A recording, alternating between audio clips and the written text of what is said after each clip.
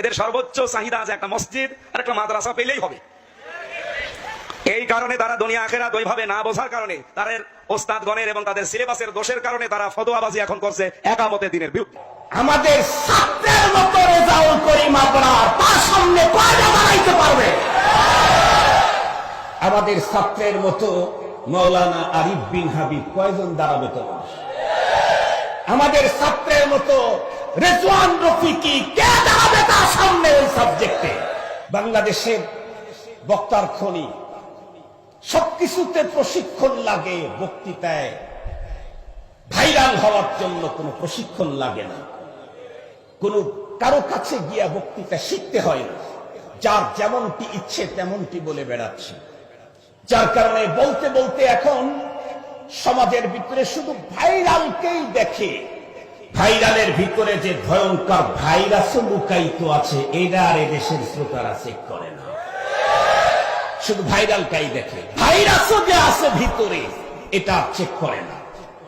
যার কারণে হাজার হাজার মানুষের সামনে আমার পয়গম্বর বিশ্ব নবী, যাকে স্বয়ং রব্বুল আলামিন 30 পারা কোরআনের কোন জায়গাতে ডাইরেক্ট নাম ধরে সম্বোধন করেন নাই, নাম ধরে সম্বোধন করেছেন প্রথম মানুষ, প্রথম পয়গম্বরকে, ইয়া আদম উসকুন আনতা ওয়া যাওজুকাল জান্নাহ।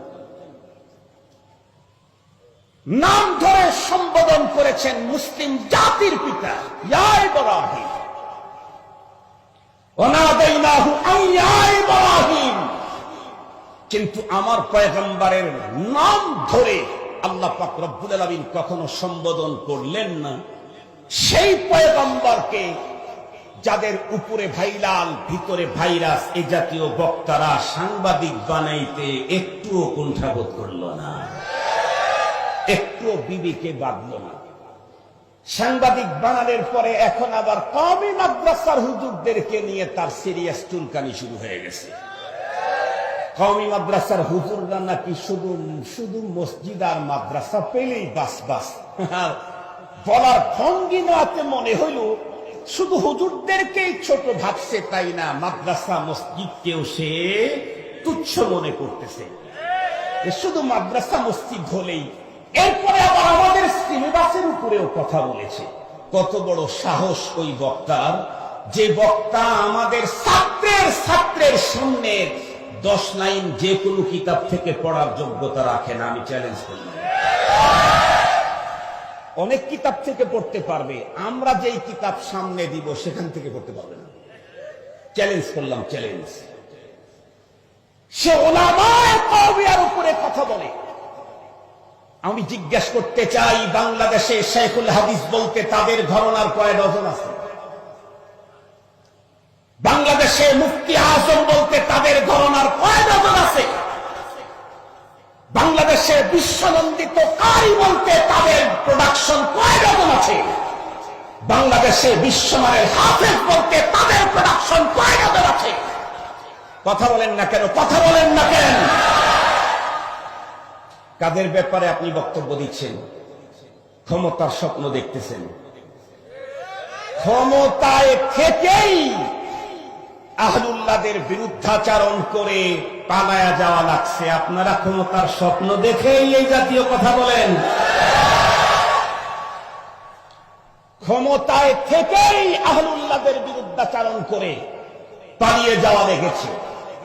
এখন অনেকেই তাদের সমর্থকেরা বলে, হুজুর সবচাইতে বড় ভুলটা ছিল ওলামায়ে কেরামের বিরুদ্ধে অ্যাকশন নেওয়া। এখন বলে, আর আপনারা স্বপ্ন দেখেই ঘাট ধরে বের করে দিতে চান। আবার বলেন মাদ্রাসা মসজিদের 4 দেয়াল পর্যন্তই আমরা। আপনি কতদূর কোন দেওয়াল পর্যন্ত গেছেন? কোন দেয়াল পর্যন্ত গেছেন? আপনাদের লোকেরা আজকের পৃথিবীতে কোন দেশের রাষ্ট্র পরিচালনা করছে?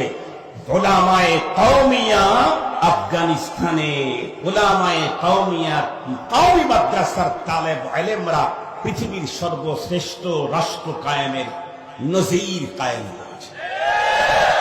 পৃথিবীর সবচাইতে শ্রেষ্ঠ উন্নত মানের, এত অল্প টাইমে একটা বিধ্বস্ত দেশটাকে এত উন্নতি করার ইতিহাস পৃথিবীর মধ্যে নেই। আপনি হুজুরদেরকে কি চিনলেন? উনি নাকি আবার কমি মাদ্রাসাও পড়ছে। কি চিনলেন আপনি?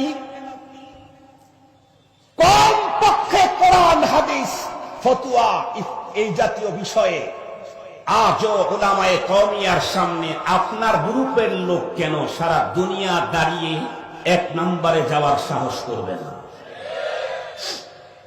কথা বলেন। আজও আল্লামা তকি ওসমানীর সামনে পৃথিবীর কোন ঘরনার কে দাঁড়াবে? মুফতি আব্দুল মালিক সাহেবের সামনে এই দেশের কোন ঘরনার কে দাঁড়াবে?